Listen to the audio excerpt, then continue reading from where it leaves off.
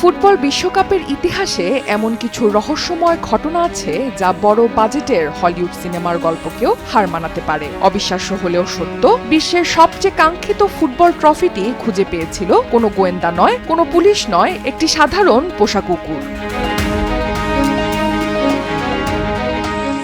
1966 সালে ফুটবল বিশ্বকাপ আয়োজনের গৌরব অর্জন করেছিল ইংল্যান্ড। টুর্নামেন্ট শুরুর কয়েক মাস আগে লন্ডনের ওয়েস্টমিনস্টার সেন্ট্রাল হলে বিশেষ প্রদর্শনীর জন্য রাখা হয়েছিল ফুটবল বিশ্বের অমূল্য সম্পদ জুলেরিমে ট্রফি। ঝলমলে সেই ট্রফিটি এক নজর দেখতে প্রতিদিন ভিড় করছিল হাজার হাজার ফুটবল প্রেমী।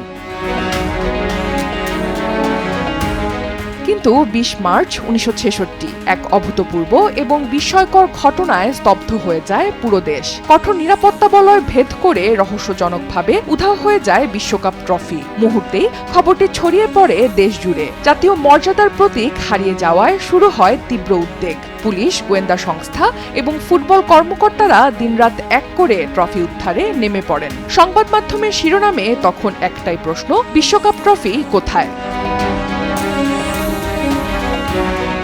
দিন গড়ায়, কিন্তু মিলছিল না কোনো নির্ভরযোগ্য সূত্র। তদন্তের জাল ছড়িয়ে দেয়া হয় বিভিন্ন এলাকায়, এমনকি ট্রফির বিনিময়ে মুক্তিপণ দাবির ঘটনাও সামনে আসে। তবুও রহস্যের জট খুলছিল না। ঠিক তখনই আসে অবিশ্বাস্য এক মোড়।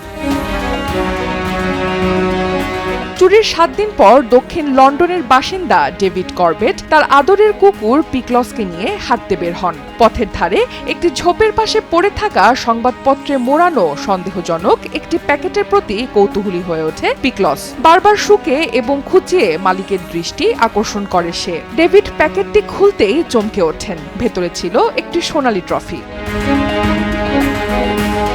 পরে যাচাই করে নিশ্চিত হওয়া যায় সেটি বহুল আলোচিত জুলেরিমে বিশ্বকাপ ট্রফি। মুহূর্তের মধ্যেই পিকলস পরিণত হয় জাতীয় বীরের প্রতীকে। যে কাজ শত শত অভিজ্ঞ পুলিশ কর্মকর্তা করতে পারেননি, সেটি করে দেখিয়েছিল 4 পায়ের এই ছোট্ট নায়ক। তাকে দেয়া হয় বিশেষ পুরস্কার, আমন্ত্রণ জানানো হয় টেলিভিশন অনুষ্ঠানে, এমনকি সিনেমাতেও দেখা যায় তাকে।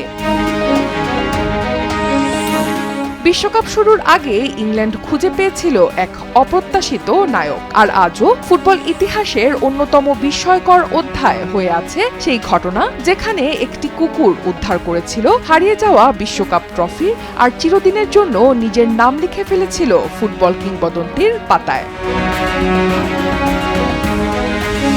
অনন্যা দাস, সময় সংবাদ।